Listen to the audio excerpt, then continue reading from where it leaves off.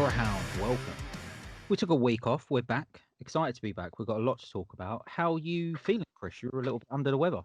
Yeah, I'm doing good. I think, I just had a terrible migraine last weekend. I just spent most of the day in bed. I wasn't pissed, I promise. Yeah. It was just, one of those ones. I know you Yeah. suffer from as well, where you definitely. can barely open your eyes, and it was just like boom, boom. Oh, it's awful. You just got to lay down in a black room, haven't you? And yeah, it was just let it pass. It's horrible. It was just awful. Good to hear that you're feeling better now. How's your week been? Do you know what? It's been pretty good. We had our first film networking event for the London Horror Society. That was really good. That went really well. Okay, cool. So what, for those listening out there that might not know what it is, what is that?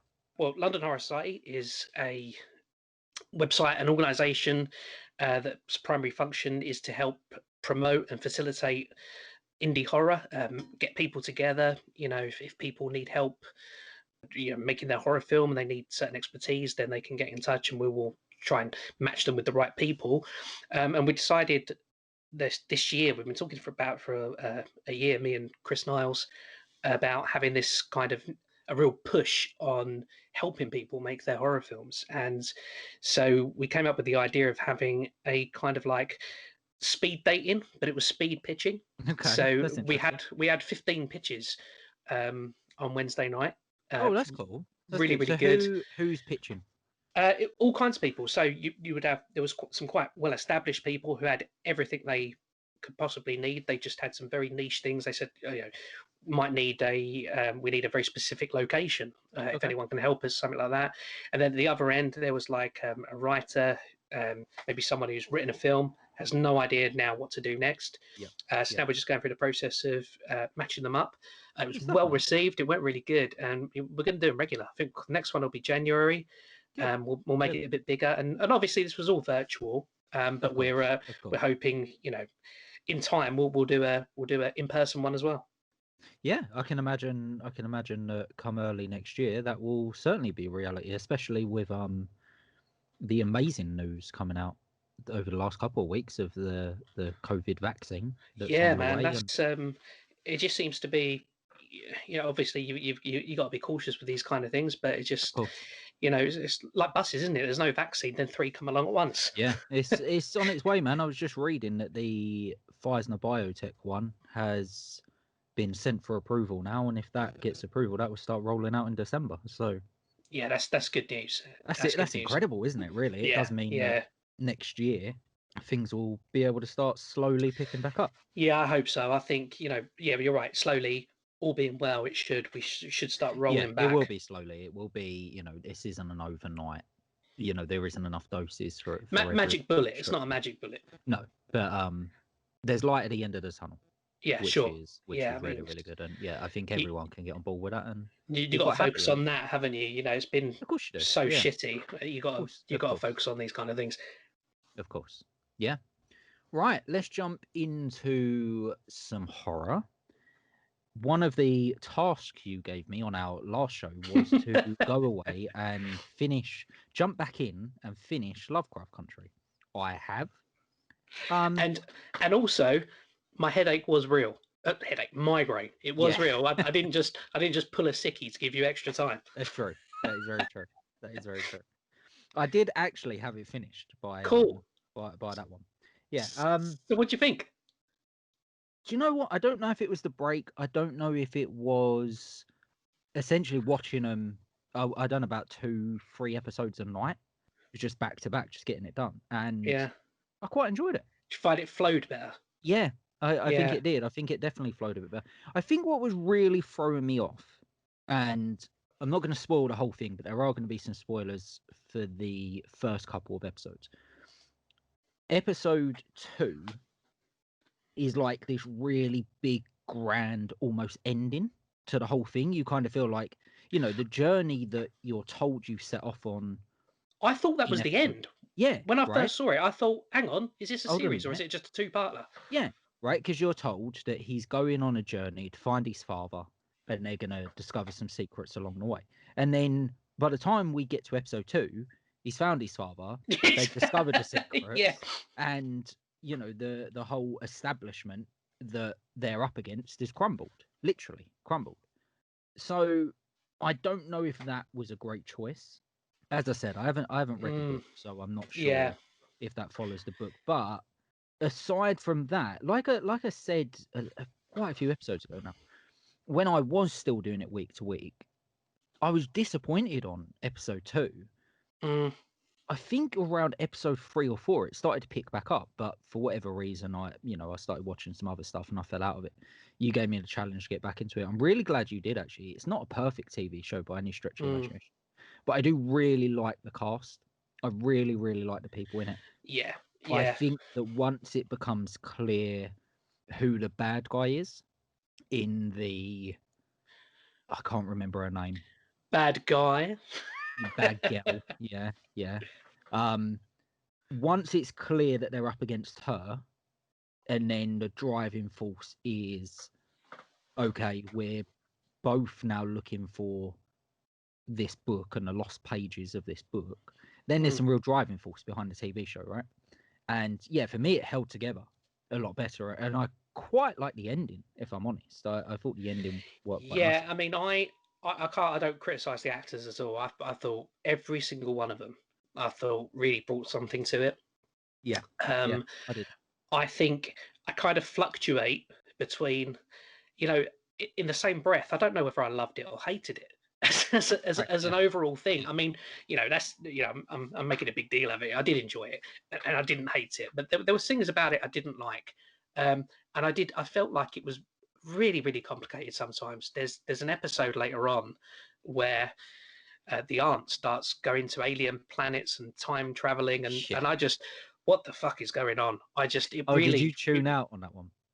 That's the point. It was kind of around the point where with the whole episode in South Korea and the time traveling element and living different lives, I really started to jar with me, and I wonder if, because I'd had quite a big break, and I'd been watching other things. It was whereas traditionally you probably have one thing that you really looked forward to every week, but nowadays we're all watching so much, and I think that's very true.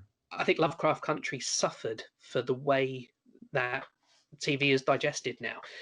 I just think if it had been available all the time and it was the only thing I was watching, I think I really, really would have got into it, because it had a lot to love, but I did find it very complicated.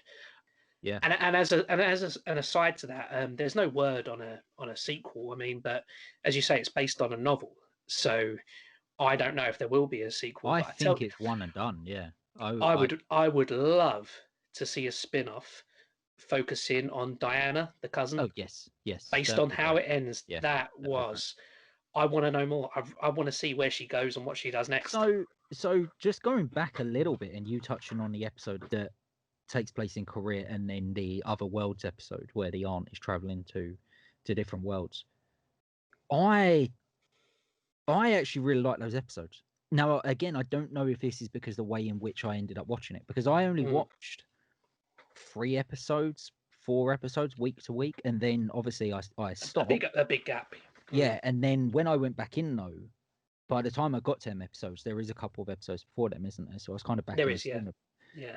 But I quite liked them purely because one of my criticisms early on was the fact that he wasn't really sure where it was going. What was the main cast following a overall story, or was it a week to week adventure show? And I felt like with the main cast, that become quite confusing. But I feel like then in doing that with other characters, I quite liked that. I quite like the way they go to Asia and they deal with Asian myths. And you see all that from an Asian perspective, and then our hero turns up at the end of that episode. And you're like, oh, that's how that connects together. And then like the aunt, we already know how the aunt connects to it all. But I thought that was a really clever way to do that. And again, come the end of the episode, our heroes turn up at the end of the episode. And I thought that was a really clever way to expand it without taking away the main characters from their overall mission. So and there was a kind of like there was a very kind of spooky, creepy episode with like these clown ghost demons chasing Diana as well. I like that I love that episode. episode. That was good. I really Really loved enjoyed that. that. I thought that episode was really, really good where she gets Yeah. the curse put on her. That was really good. I thought there was a lot of great. I have to agree with something you said though. I feel like in parts they made it too confusing. So the reason why I dropped out of it a bit was because of something that happened early on Okay. that I just couldn't get into. And then by the time I picked it up again, I was watching it statically. So I did enjoy those episodes, the Korea and the time travel ones. Yes. But because I'd had such a gap, it really I was lost as to what was happening.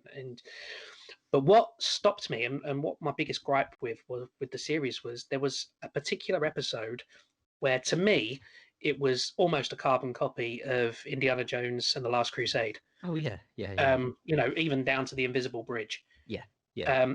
And they meet this deity who's protecting this area again, just like the Last Crusade. Yeah. And then out of the blue, Montrose kills her, and I'm really lost even now as to what her purpose in the story was and why he killed her. I got no clue. I'm just and that's thrown me. Again, And I completely agree.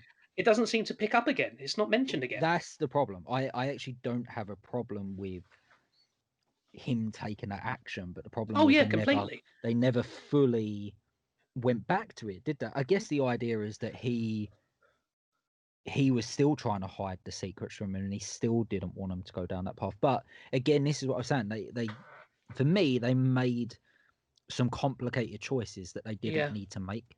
I always think that for the most part, keep it simple. Like, let your audience know where the film is. Like, give your audience a driving force, right? So, like, what do your characters want? What is the end goal? And then, yeah, there's going to be hiccups along the way. They can have an adventure along the way, but like, where is the end game? And I think something that was very jarring to me at the start was that idea of the end game was to him to go into Lovecraft Country to find his father. Yeah. We get that in the first episode. So now you're like, well, where the bloody hell are the rest of the episodes? Well, here's the thing, Scott. I mean, I haven't read the book either. I wonder if the book is episode 1 and 2. Very possibly.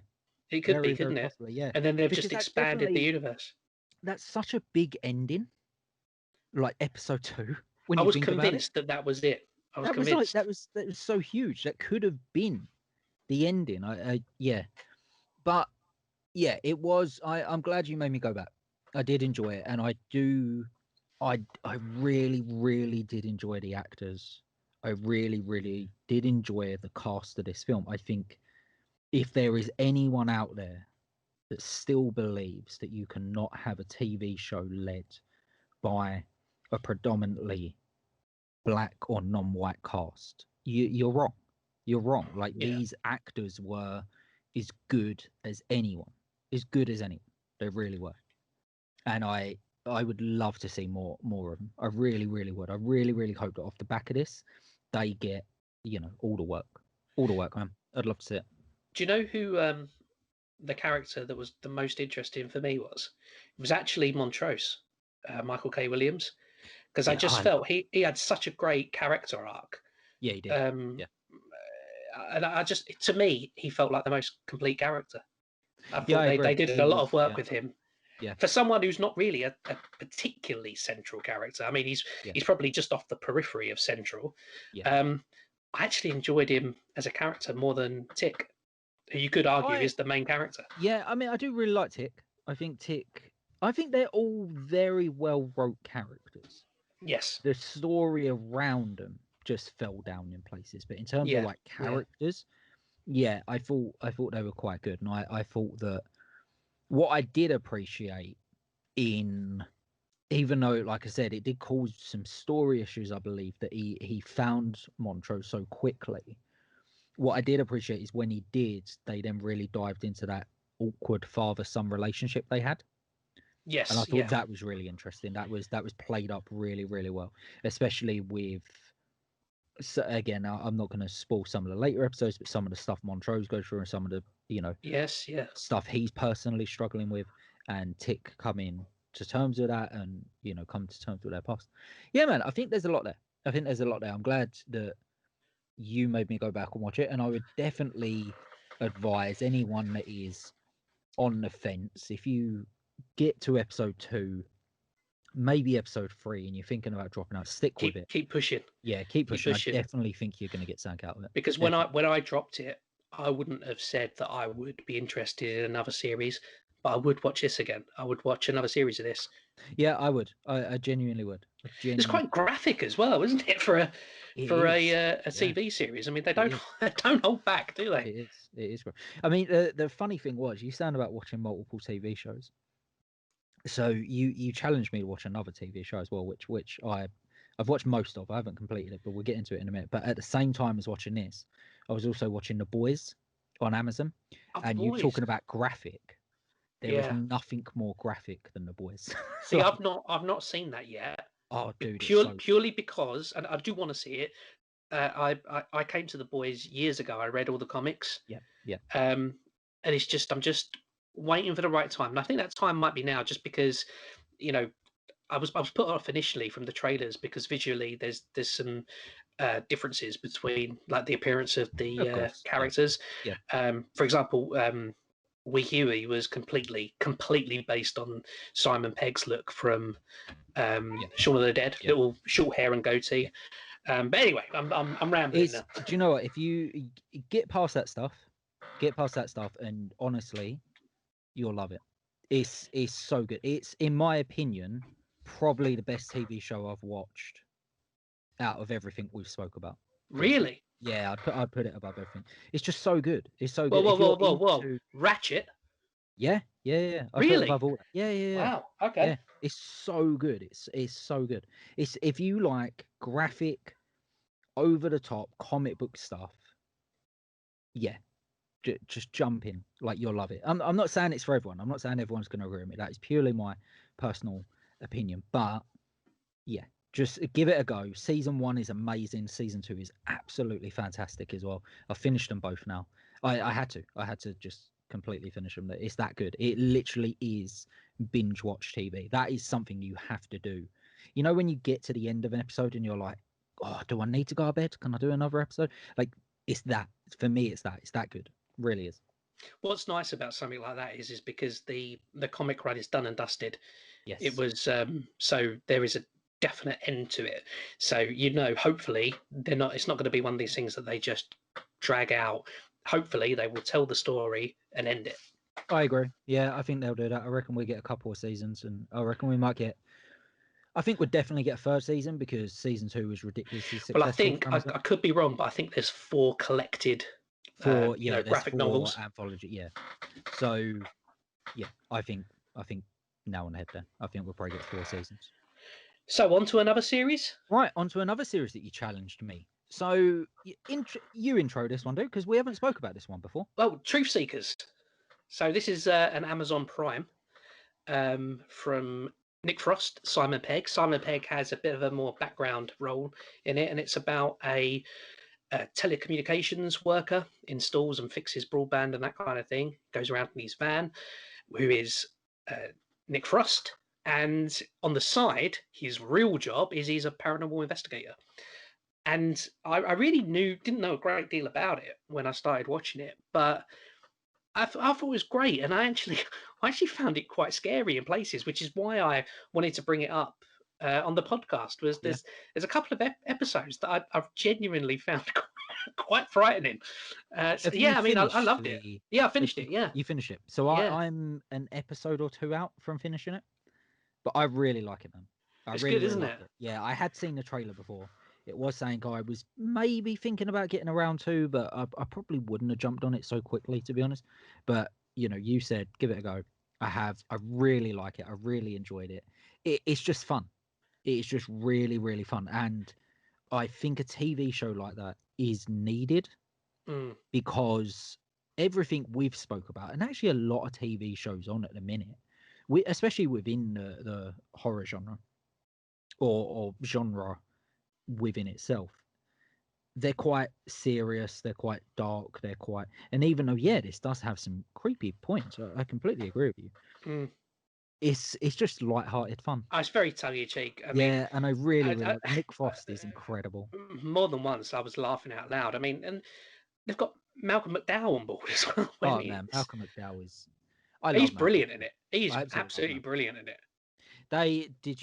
I've just watched the Comic-Con episode, and what happens to Malcolm McDowell in that episode?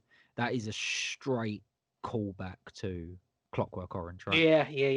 It's so good. I really like it. And that's And kind of Julian like where Barrett they is in that really episode. start getting into the kind of overarching conspiracy theory element of it.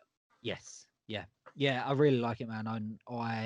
Yeah, like I said, their short episodes are only like 20 minutes, half hour each. So Yeah, I think they fluctuate. It's weird, isn't it? Because with these streaming services, you don't necessarily get the same length of episodes each one. I think they do fluctuate between about 25 and about 40 minutes, I think. right, okay, yeah, you do. You get that with a few Netflix shows as well. Some of them that go about 50 minutes. Some of them can go about an hour 15. What I did like about Truth Seekers is when it ends.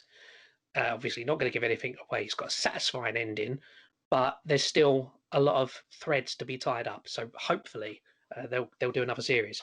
Yeah, I would love to see It's it. the sort of where, I'd love to see it. it's the sort of thing where if they didn't have another series, you'd be satisfied, because the main thing is resolved. But there's lots of little periphery things that you notice throughout, and you just think, well, what did that mean, and what's that? And even the way it ends, it still teases a bit more. It's just Right. very good, very very good, Yeah, man. light-hearted fun. I thought it was great. Really looking. Yeah, I'm really looking forward to jumping in and finish it. If I'm honest, but It's nice to see Nick Frost in the limelight as well. Not that I'm suggesting for a second that Simon Pegg keeps him in the background, but Nick Frost is very yeah, definitely the main guy over he's the Simon star, Pegg isn't he? this time round. Yeah. Yeah, it's good to see. Well, you don't. That's happened a lot recently. The stuff that Nick Frost stars in, Simon Pegg takes a real back seat. Now, I don't know if they Yeah, do that because Simon Pegg is normally the star, so he'd overshadow it a little bit, it or could be. they can't afford him. He's got that Mission Impossible money and that well, Star Trek money, hasn't he? So, well, in this instance, it's created by yeah, Simon is Pegg it? and Nick It's Frost. So not I hope it's more of a Edgar Wright's collaborative. not. Edgar It's Wright's not not Edgar involved, Wright, no. but it's very heavily influenced by Edgar Wright. Like the quick cuts and everything Oh, like it that. is. Yeah, yeah. Yeah, very, very influenced by Edgar Wright. So even though he isn't involved, you can see a bit of his stomach. Yeah, man, but really good shout on that one. So yeah, definitely check that out, guys. Amazon Prime, which The Boys is as well. So It is. Yeah, if you it haven't is. got Amazon Prime yet, there's a great reason to get Amazon Prime. Not that you need another streaming service, because we all And know there's Walking far Dead. too many. Walking Dead's on, yeah, everything, man. They've got some really good. I get my Shudder subscription through Amazon as well, so they yeah, I use Amazon quite a lot actually. I probably use it a little bit more than Netflix at the minute. I am at the moment. Yeah, Yeah, I I am. really am. Yeah, it's really coming to its own. What I really appreciate with Amazon as well is they have a lot of indie features on there that you might see at Yes. festivals, or even like some of the ones like we speak about on this podcast. They tend to go on Amazon at some point, so you can always catch stuff on there. I know a lot of people that we personally know have films on it. Yes. So yeah, Yeah. really cool, man. Definitely, I'm looking forward to that. And from a couple of TV shows to another TV show, an upcoming TV show, there has been a couple of teases for season 10. Season 10, right? That's crazy. Of It's American Horror insane. Story. It's crazy. Season 10. How have we got to season 10? I mean, I haven't seen season 9 yet because it's not Netflix yet. Which What is was season? that's the 1984 one. Yeah, I haven't watched it either yet. Yeah, I'm behind on that as well, for exactly the same reason, because it's not on Netflix yet. Yeah, for exactly But the same reason. well, what can you say about this as a, it's had there's ups and downs, but in general, I've really enjoyed Yeah, every same. series. Yeah. There's stronger series, there's weaker series. But that said, you and I have spoke about this before, and we've got different favourite and worst series. So it's really a matter of taste. I think overall, it's such a strong Well, I program. think that's what I really appreciate about it. There's Yeah. something there for everyone. I really like the idea of just changing it up. And yeah, like there is some stuff that's a little bit formulaic with it. You know, you can tell it's a Ryan Murphy show. Like we said with Ratched, right? Ratched Yeah. was Yeah. you could tell that was a Ryan Murphy show. It looked like a Ryan Murphy show. It played out like a Ryan Murphy show. American Horror Story, very, very much the same thing. And for season 10, we've got all the same players coming back. Evan Peters, Kathy Bates, Billy Lloyd. Because Finn apparently Wittrock. they're not really in number 9, are they? I don't believe so. Sarah Paulson, Evan Peters, they're definitely not in number 9. Right, okay. I which know... is, quite a bit of a shocker, really, because they're probably the most recurring. Yeah, I think at the same time they were making that, though. Evan Peters was in the X-Men films as well, wasn't he? Yeah, so I can imagine they were all quite busy. I think Emma Roberts was in that, though, wasn't she? So you've got like a few Billy Lloyds in that as well, I think. So I'll tell you who wasn't in it, who's going to be in number 10. Oh, go on. Macaulay Culkin. Yeah, I knew he was going to say that. I'm looking forward to that, man. I'm looking forward to that. I'm really, really looking forward to that. That should be, haven't seen him in anything in ages. I hope he's a bad guy in it. Be interesting. I think he could do a bad guy well. I've seen him in a film in a bad guy. Talking of the possible bad guy, so the link I sent you, which I will drop down below so people can check it out, is Ryan Murphy put up an audition tape. And did you get a chance to watch this? I did, yeah. Go on then. What's your thoughts? I mean, yeah, I wouldn't want to meet him, would you? No, definitely not. So we don't know who he's playing. Can you remember the actor's name? Spencer Novich. Spencer Novich. That sounds about right. I can't remember his name, Tom. Who is a contortionist? Yes, he is. Yeah, and yeah, we're not really sure who he's playing. There are guesses, right? There are guesses that he's gonna be. Yeah, he'll be the main bad guy. He'll be possibly the killer in this. There's been rumors that it might be set around like a beachside town or something like that, like a summer beachside town. So yeah, serial killer maybe.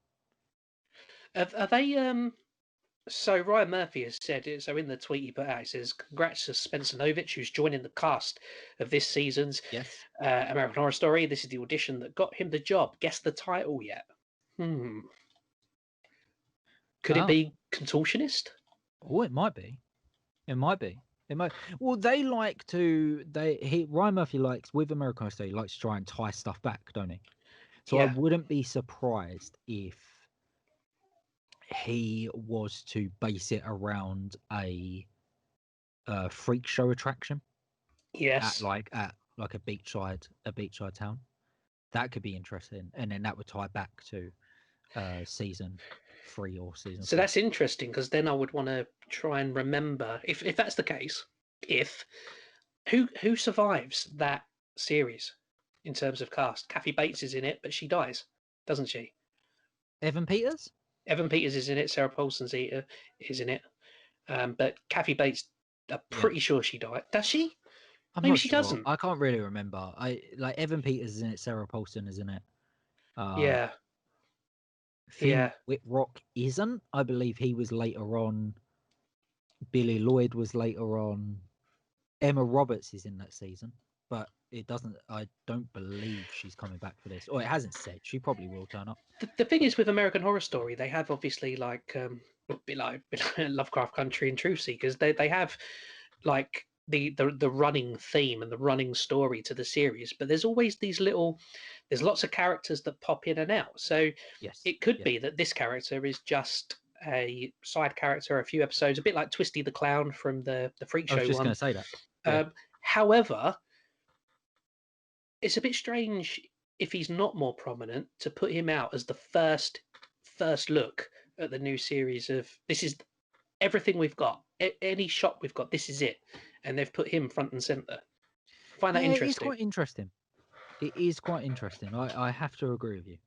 It is a very interesting choice to, push this all, and an audition tape as well. Yeah, it's quite not an official. No, and I appreciate that as well. I do. That's great. I do. I think it's very interesting. I think it's very, very interesting. I do like I do like it, man. I'm very Very interested to see where this goes. And yeah, do we know when? I guess it's going to be maybe late next year, Oh, it's got to be, hasn't it? It's got to be. early 2022, possibly. But I yeah, it's hope not. it's. I I mean, they hope haven't it's. even started shooting I yet, hope have it's next year, because the last series came out last year, didn't it? We just haven't had they? Right. anything this year, So we so probably, yeah. So hopefully it we're is probably next going year. to get, yeah, yeah. I can imagine maybe they start shooting early next year, and they'll have the first couple of episodes out quite quickly. Yeah. Yeah. I can see it, man. I can see it. I'm interested. I'm interested in it. So, do you know what? That's a great segue from something that is due to start filming onto something that is completely wrapped filming. Now, this is something we've brought up before. We're re-bringing it up for an interesting reason. So, I am, of course, talking about Scream. Yes. And yes, I did say that right. Scream, not Scream 5, because the official title of this film is Scream. Now, this is a trend we have seen a lot lately. Obviously, Halloween did this. There were rumors that Doctor Sleep was going to get something similar, and instead of being titled Doctor Sleep, was going to either be called The Shining or The Shining Doctor Sleep. And actually, I saw a really good argument on Twitter the other day of why Doctor Sleep didn't make more money and why studios do this now. And it's because if you were to title this Scream 5 for a new audience, a younger audience that you want to get into see Interesting. this, they might be put off if they haven't seen the last 4. Yeah. So, yeah, apparently that does hurt it. Where if you just say Scream, a bit like they did with Halloween, people are like, "Oh, we Yes. can go in fresh. We can go in fresh." You know, this is Yeah. there might be a bit of backstory and lore there, but you don't have to really have watched it. Like that's just kind of part and parcel of the story. This is a standalone thing. What do you think, man? How do you feel about them title and stuff like this?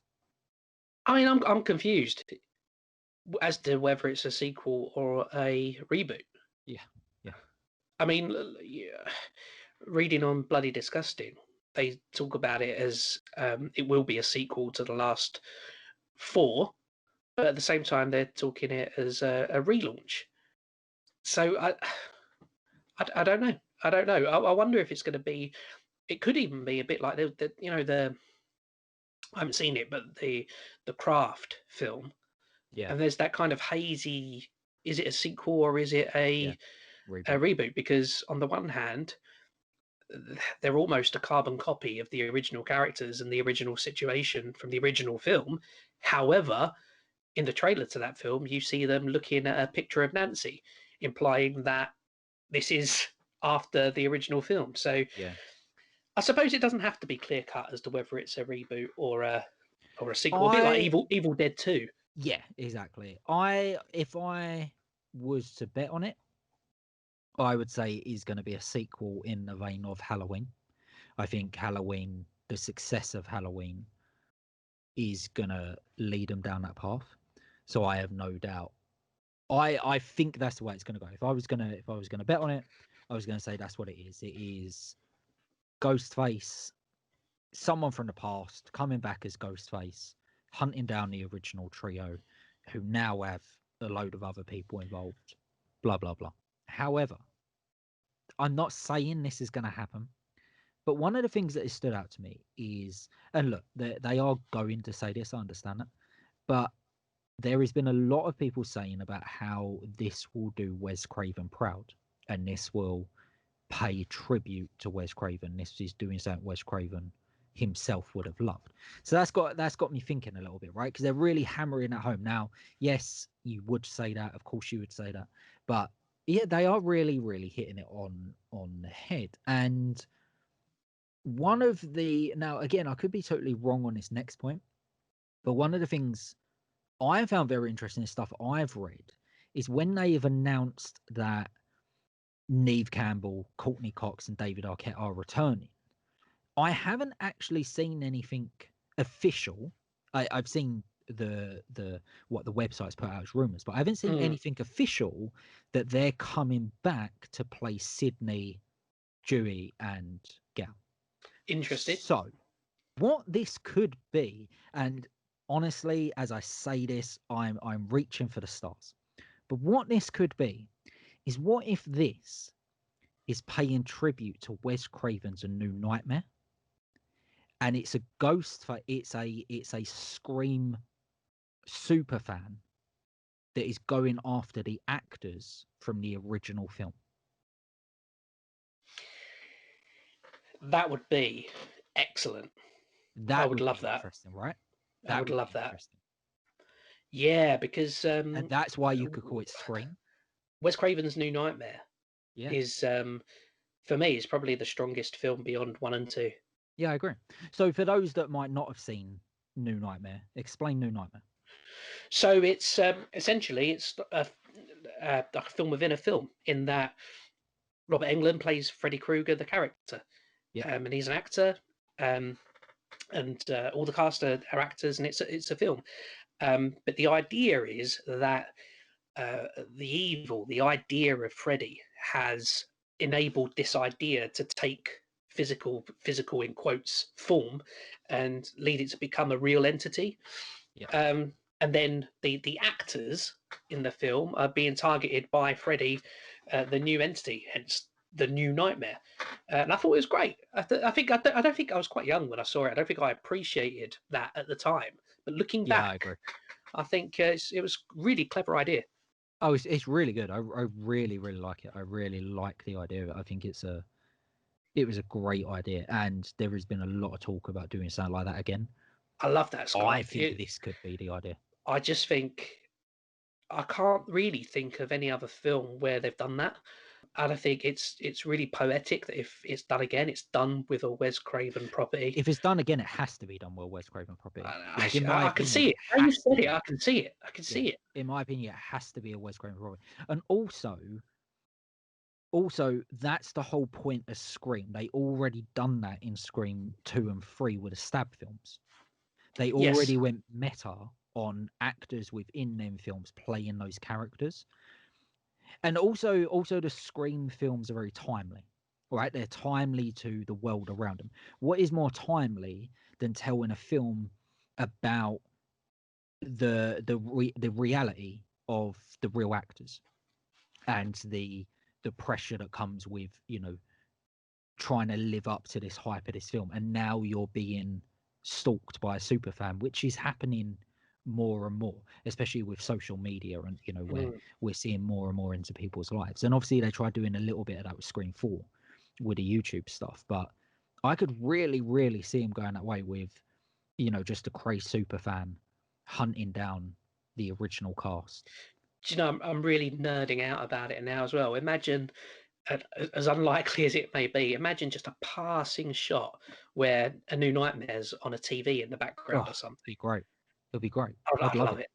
I'd love it, man. I'd love to see it. And you know what? I would really. I said before, I would be very, very interested in a new trilogy.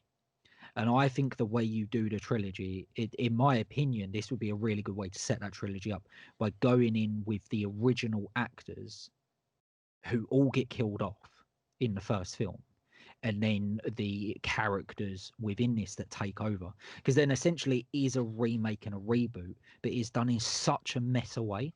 What is more Scream than that? Yeah, it's perfect, isn't it? Yeah, I just think that's the best way. That's the best way to do it. What a great way to introduce it to a new audience. Do it in a modern way, but keep the fabric of what Scream is and what Wes Craven and Kevin Williamson really put into it. I'd love to see it, man. That'd be really cool. That'd be really, really good. But again, if I was a betting man, I'd probably say it's just going to be a straight Halloween-esque Halloween-esque sequel. But yeah, let us know what you think. Drop your comments down below. Would you like to see a New Nightmare version of Scream, or would you like to see a kind of old woman Jamie Lee Curtis Halloween version of Scream? Or, I'm never going to convince you, am I? Do you know what, mate? I don't hate it. I don't hate it. I don't hate it. It's just, yeah. Well, let's not go down that rabbit hole. Not until next Halloween. Yeah, and then oh my God, push the whole year. But I mean, it had to be, right? Because actually, one more thing before we move on. It's quite an advanced date on Scream, isn't it? Oh, very. Yeah. A year and 2 months. Yeah, a year and 2 months. Yeah, so and they have, it's done, which is it's quite strange. I which mean, is I know weird. Yeah, the that's a schedule, long post-production period. but no one else I has pushed back I that. wonder if they're just hedging their bets, Possibly, yeah. and they're like, look, we could get this done because they could get this done for summer or Halloween 2021. But I Yeah. think the problem they're looking at is that is going to be a stacked cinema lineup, and this is a cinema. Like if you were just doing it for VOD or streaming or a festival run or something, actually you want to get your film done for next year and that, because there's going to be such little competition. But the problem in the cinemas, the problem in the multiplexes, is everyone's pushed their films. So now, before you would have been looking at that 2021 calendar going, okay, Halloween 2021, what we got to compete with? Not a lot. We put Scream there. We sell out. Yeah. Now you're looking at going, oh shit, we've got Halloween to compete with. We've got Candyman to compete with. We've got, So next year is like just stacked for like big films. So I think that's what they're probably doing. They're like, right, let's hedge our bets, push it to 2022, come out the gate really strong. It's due January, isn't it? January 2022. All the Scream films have come out in the winter months, but in my mind, when I think of Scream, I just think of summer. I do, I don't weirdly. know Yeah, I what it do. is. I feel Just it's a bit of yeah. a bit of a summer blockbuster in a way. Maybe it's because of like the high school college parties I and think that that's kind exactly of what thing. it is. It feels like summer to me. I Oh, then think this is they're exactly what all it on is. campus and stuff. Yeah, Yeah, I completely agree. It does feel like a bit of a summer film. that's Yeah, that's when you know you're a horror fan. Describe summer. Scream. Scream. Ghostface killers. Yeah. Jaws and Scream. Yeah, that's it. All right, sir. Let's move on. Let's move on to the creepy link of the week. I absolutely loved what you sent me this week, and I have been waiting since day one for you to send me one of these videos. Really? When we come up with the idea for the creepy link of the week, this is one of the creepiest things I've ever seen in my life. So I can you've seen them. You've seen them Yeah. before. So I've seen them before, but I haven't watched them in so long, like Yeah. So years and years and years. So when I opened this, and yeah, I was like, oh yes, yes. And actually, I think if I remember correctly, you probably picked the best one out of them all. I If I think remember correctly, this I is think I the was having a little flick around today, just trying to find the best one.